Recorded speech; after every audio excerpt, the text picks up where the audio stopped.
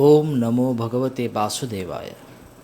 जय जगन्नाथ। चलिए आज हम कुछ जानकारियाँ प्राप्त करते हैं सारे जगत के नाथ जगन्नाथ जी के बारे में।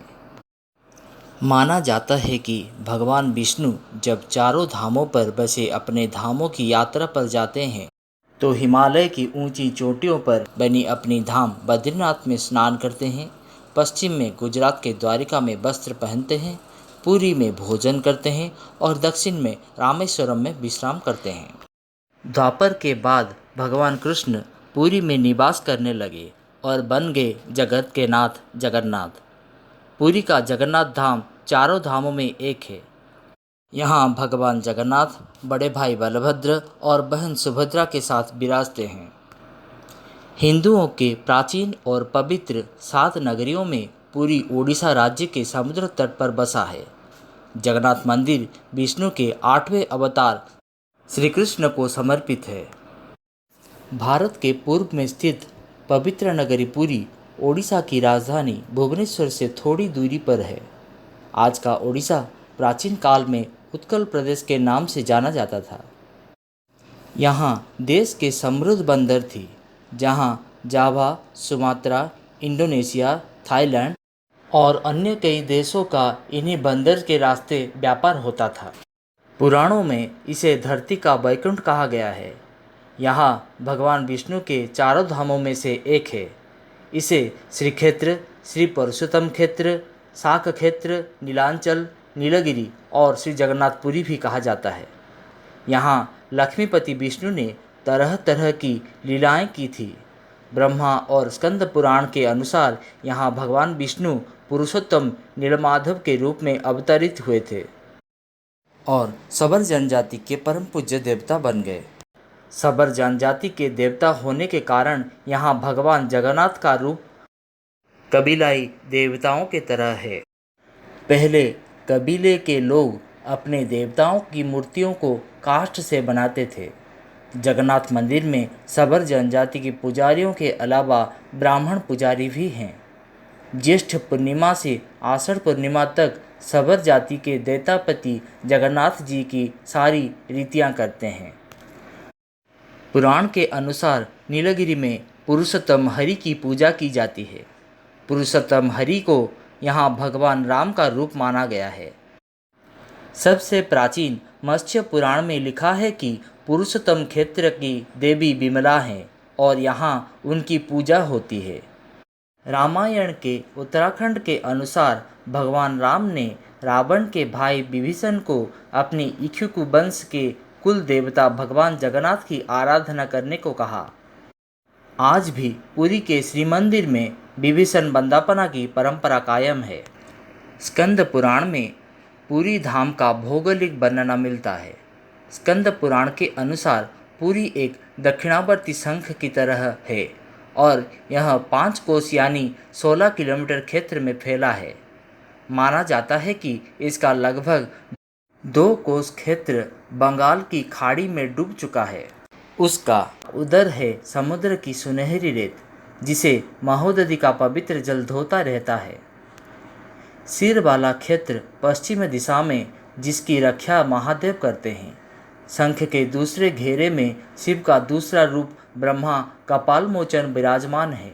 माना जाता है कि भगवान ब्रह्मा का एक सिर महादेव की हथेली से चिपक गया था और वह यहाँ आकर गिरा था। तभी से यहाँ पर महादेव की ब्रह्मा रूप में पूजा करते हैं। शंख के तीसरे वृत्त में माँ विमला और नाभि स्थल में भगवान जगन्नाथ रथ सिंहासन पर विराजमान हैं।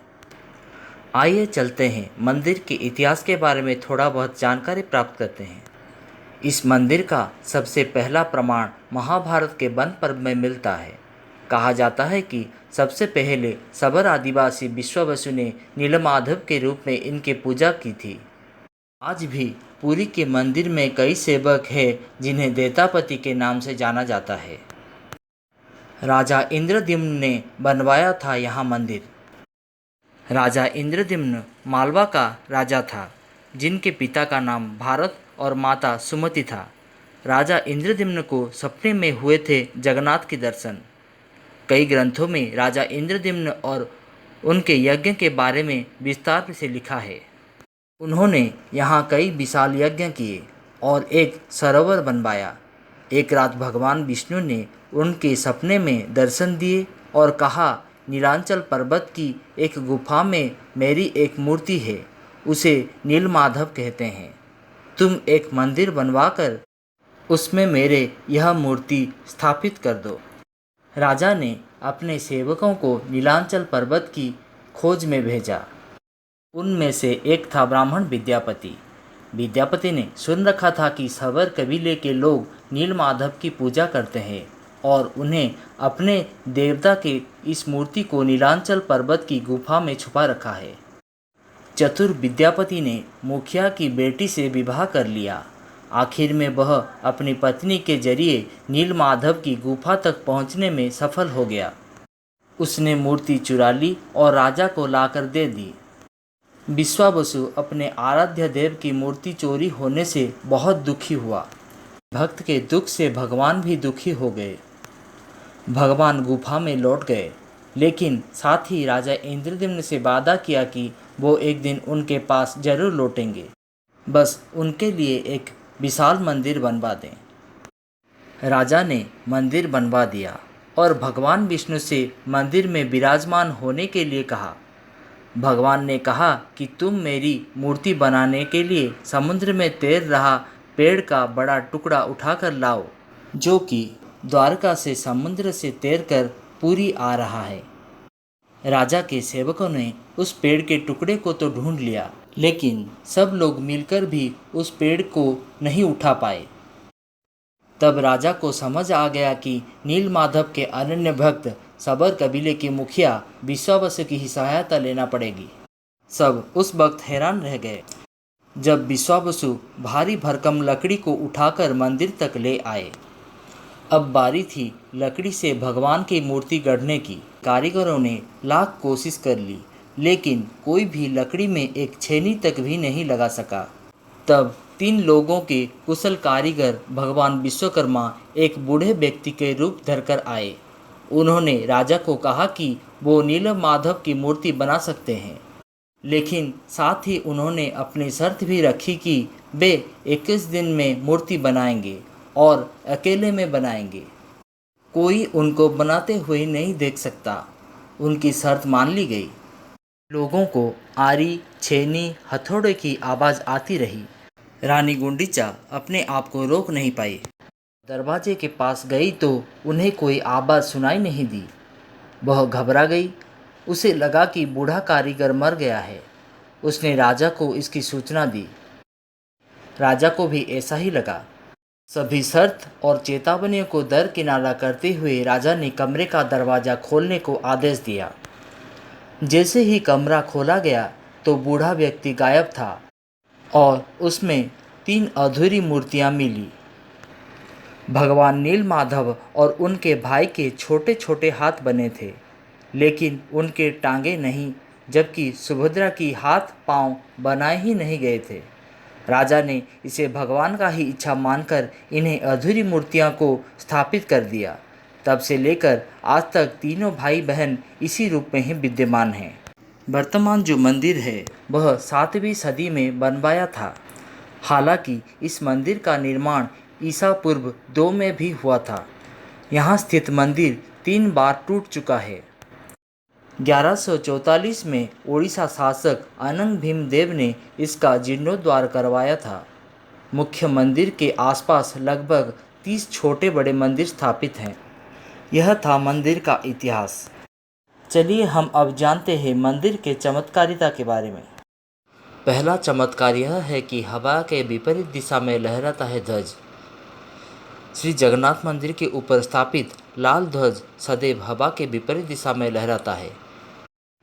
ऐसा किस कारण होता है यह तो वैज्ञानिक ही बता सकते हैं, लेकिन यह निश्चित है कि यह एक आश्चर्यजनक बात है। यह भी आश्चर्य है कि प्रतिदिन सायंकाल मंदिर के ऊपर स्थापित ध्वज को मानव द्वारा उल्टा चढ़कर बदला जाता है। ध्वज भी इतना भव्य है कि जब यह लहराता है तो इसे देखते ही रह जाते हैं। ध्वज पर शिव का चंद्र बना हुआ है। दूसरा चमत्कार यह है कि गुंबद की छाया नहीं बनती। यह दुनिया का सबसे भव्य और ऊंचा मंदिर है। यह मंदिर 4 लाख वर्ग फुट क्षेत्र में फैला हुआ है और उसकी ऊंचाई लगभग 214 फीट है। मंदिर के पास खड़े रहकर इसका गुंबद देख पाना असंभव है। मुख्य गुंबद की छाया दिन के किसी भी समय अदृश्य ही रहता है। पूर्वज कितने बड़े इंजीनियर रहे होंगे, यह इस एक मंदिर के उदाहरण से समझा जा सकता है। पुरी के मंदिर का यह भव्य रूप 7वीं सदी से निर्मित किया गया है। तीसरा चमत्कार है सुदर्शन चक्र। पुरी में किसी भी स्थान से आप मंदिर के शीर्ष पर लगे सुदर्शन चक्र को देखेंगे तो वह आपके सदैव अपने सामने ही लगा दिखेगा। इसे नीलचक्र भी कहते हैं। यह अष्टधातु से निर्मित है और अति पावन और पवित्र माना जाता है। चौथा चमत्कार है हवा की दिशा। सामान्य दिनों के समय हवा समुद्र से जमीन की तरफ आती है और शाम के दौरान इसके विपरीत, लेकिन पुरी में इसका उल्टा होता है। अधिकतर समुद्री तटों पर आमतौर पर हवा समुद्र से जमीन की ओर आती है, लेकिन यहाँ हवा जमीन से समुद्र की ओर जाती है। पांचवा चमत्कार है गुंबद के ऊपर पक्षियाँ नहीं उड़ती हैं। मंदिर के गुंबद के आसपास अब तक कोई पक्षी उड़ता हुआ नहीं दिखा गया। इसके ऊपर से विमान नहीं उड़ाया जा सकता।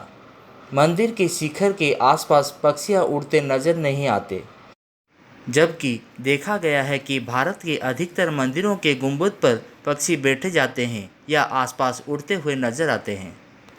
छठा चमत्कार यह है कि यह दुनिया का सबसे बड़ा रसोई घर है। 500 रसोइये 300 सहयोगियों के साथ बनाते हैं भगवान जगन्नाथ जी का प्रसाद। लगभग 20 लाख भक्त कर सकते हैं यहाँ भोजन। मंदिर के अंदर पकाने के लिए भोजन की मात्रा पूरे वर्षों के लिए रहता है। प्रसाद की एक भी मात्रा कभी भी व्यर्थ नहीं जाता। मंदिर की रसोई में प्रसाद पकाने के लिए 7 बर्तन एक दूसरे पर रखे जाते हैं और सब कुछ लकड़ी पर ही पकाया जाता है। इस प्रक्रिया में शीर्ष बर्तन में सामग्री पहले पकती है, फिर क्रमशः नीचे की तरफ एक के बाद एक पकती जाती है, अर्थात सबसे ऊपर रखे बर्तन का खाना पहले पक जाता है ना ये चमत्कार। 7वां चमत्कार है समुद्र की ध्वनि। मंदिर के सिंह द्वार में पहला कदम प्रवेश करने पर ही आप सागर द्वारा निर्मित किसी भी ध्वनि को नहीं सुन सकते। जब आप मंदिर के बाहर से एक ही कदम को पार करें तब आप सुन सकते हैं। इसे शाम को स्पष्ट रूप से अनुभव किया जा सकता है। समुद्र के तट पर स्वर्ग द्वार है, जहाँ पर मोक्ष प्राप्ति के लिए सब जलाए जाते हैं। 8वां चमत्कार यह है कि यह मूर्ति रूप बदलता है। यहाँ श्री कृष्ण को जगन्नाथ कहते हैं। जगन्नाथ के साथ उनके भाई बलभद्र और बहन सुभद्रा विराजमान हैं। तीनों की ये मूर्तियाँ काष्ठ की बनी हुई है। यहाँ प्रत्येक 12 साल में एक बार होता है प्रतिमा का नवकलेवर। मूर्तियाँ नई जरूर बनाई जाती है, लेकिन आकार और रूप वही रहता है। कहा जाता है कि मूर्तियों की घट यानी कि आत्माओं का शरीर परिवर्तन किया जाता है। 9वां चमत्कार यह है कि विश्व की सबसे बड़ी रथ यात्रा यहाँ पे बनाया जाता है। आषाढ़ माह में भगवान रथ पर सवार होकर अपने मौसी रानी गुंडीचा के घर जाते हैं। यह रथ यात्रा 5 किलोमीटर में फैले पुरुषोत्तम क्षेत्र में ही होता है। रानी गुंडीचा भगवान जगन्नाथ के परम भक्त राजा इंद्रद्युम्न की पत्नी थी, इसलिए रानी को भगवान जगन्नाथ की मौसी कहा जाता है। अपनी मौसी के घर भगवान 8 दिन रहते हैं। आषाढ़ शुक्ल दशमी को वापसी की यात्रा होती है। भगवान जगन्नाथ जी का रथ का नाम है नंदीघोष, देवी सुभद्रा का रथ का नाम है दर्पदलन और भाई बलभद्र का रथ का नाम है तालध्वज। पुरी के गजपति महाराजा सोने के झाड़ू से बुहारते हैं, जिसे छेरा पहरा कहते हैं। 10वां और आखिरी चमत्कार यह है कि हनुमान जी करते हैं जगन्नाथ जी को समुद्र से रक्षा। ऐसा कहा जाता है कि 3 बार समुद्र ने जगन्नाथ जी के मंदिर को तोड़ दिया था। कहते हैं कि महाप्रभु जगन्नाथ ने वीर हनुमान जी को यहाँ समुद्र को नियंत्रण करने के लिए नियुक्त किया था, परंतु जब तब हनुमान भी जगन्नाथ, बलभद्र एवं सुभद्रा के दर्शन का लाभ स्मरण नहीं कर पाते थे। वे प्रभु दर्शन के लिए नगर में प्रवेश कर जाते थे। ऐसे में समुद्र भी उनके पीछे नगर में प्रवेश कर जाता था। केसरी नंदन हनुमान जी की इस आदत से परेशान होकर जगन्नाथ महाप्रभु ने हनुमान जी को यहाँ स्वर्ण बेड़ी से आबद्ध कर दिया। यहाँ जगन्नाथपुरी में सागर तट पर बेड़ी हनुमान का प्राचीन एवं प्रसिद्ध मंदिर है। भक्त लोग बेड़ी में जगड़े हनुमान जी के दर्शन करने के लिए आते हैं। यह था भगवान महाप्रभु जगन्नाथ जी के बारे में कुछ जानने वाला तथ्य। आगे ऐसी जानकारी तथ्य पाने के लिए आप हमारे चैनल को लाइक कर दीजिए, शेयर कर दीजिए एंड सब्सक्राइब कर दीजिए। एंड सब्सक्राइब करने के बाद ऑल नोटिफिकेशन के आइकन को प्रेस कर दीजिए। धन्यवाद।